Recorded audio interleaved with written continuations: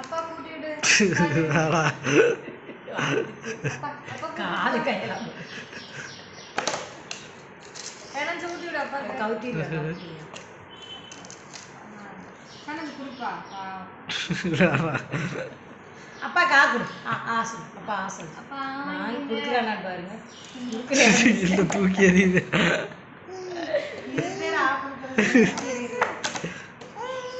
இப்படிலாம் விளையாட சொல்லி விட்டா விளையாடணும்னு நாலுதான் என்ன பண்ணுறது? எல்லார் வீட்லையும் போடுவாங்களா? சின்ன விளையாட்டுலாம்